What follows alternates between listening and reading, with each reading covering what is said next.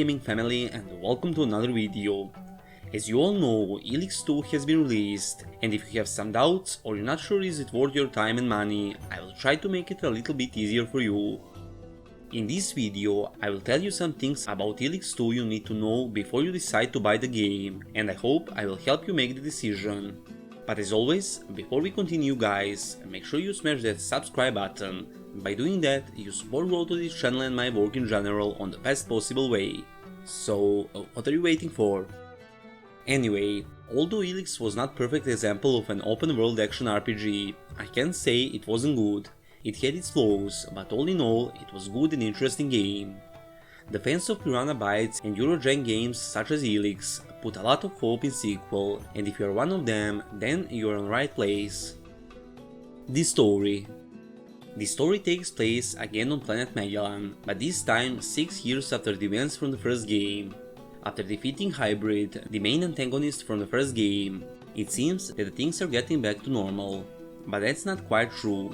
Except the intolerance between clans and their fight for power and resources, the new threat comes from the sky.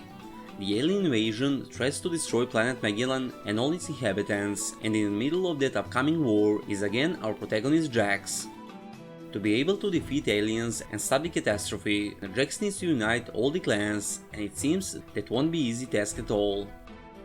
Factions. Factions actually are a big part in Elex.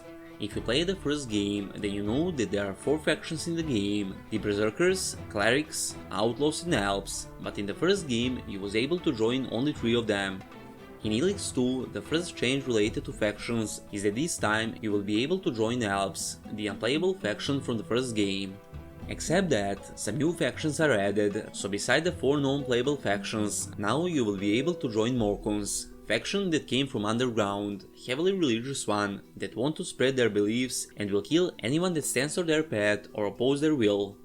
You will be also able to join completely new faction called the Sixth Power, whose main goal is to stop alien invasion. Also, in Elex 2, new way of playing is added, and that is to not join any faction, which sounds really interesting, and I'm more than sure that I will do one playthrough that way. Improved Jetpack. Jetpack is one of the main features in the game. Unlike the first installment, in which you could use Jetpack shortly to jump higher and to overcome some obstacles, in Elex 2 this feature has been significantly improved. Not only you will be able to upgrade your Jetpack to collect materials and fuel for it, but you will be able to even, let's say, completely fly. This is definitely a great thing and will greatly affect both combat and exploring. You will be able to reach some hard reachable places, explore almost every corner of the map, and also the aerial combat looks and feels really good. Combat. As the one of the most important segments of almost every game, combat in Elex 2 also has been improved, and unlike the first game, the developers put much more effort in this segment. The stamina bar now actually works, and unlike the first game, in which the stamina bar only worked for you and not your enemies, in Elex 2 that is not the case. You will see and feel the difference on the first enemy you fight, the sense of impact, enemy stamina usage actually work, it's a lot smoother and it's not that clunky like in the first game. Plus to that, the new combat animations were added, charged attacks and aerial combat.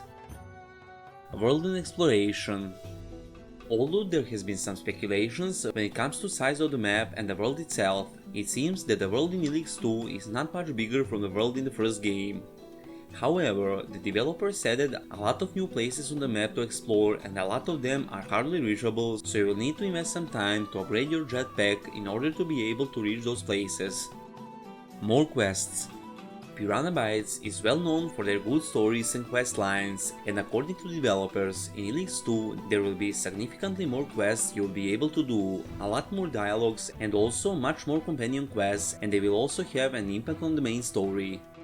Choices and consequences. Like in every role-playing game, to be able to completely feel your character, there have to be choices and also consequences for your decisions and actions.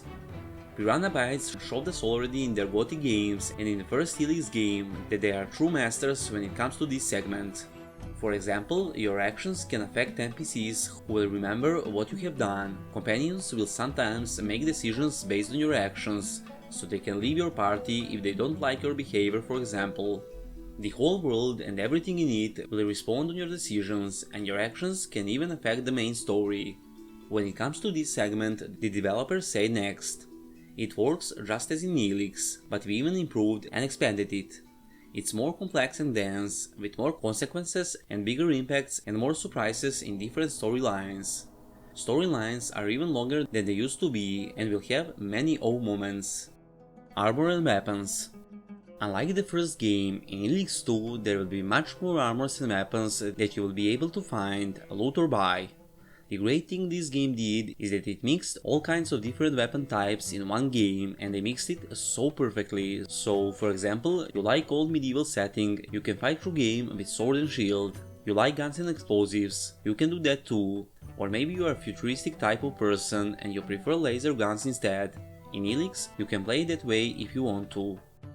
Also, I need to mention magic that you will be able to use to cast fire on your enemies, for example, and everything is blended so perfectly. New enemy types and bosses. Except some old enemies and monsters you could meet in the first game, the developers promised over 100 new enemies in Elex 2. That is a big promise, and the enemy variety is a really important segment of an open world game.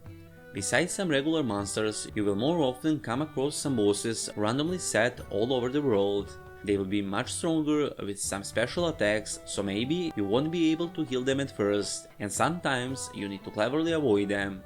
Also, I need to mention that the boss fights won't be set in scripted events, which sounds really cool. Longer game time.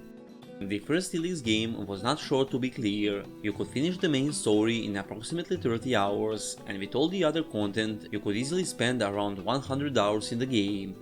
In Elex 2 almost everything is doubled, so for example, to be able to finish the main quest, now you will need around 60 hours, and with all other activities you will be able to do in the game, you could easily spend more than 150 hours in the game.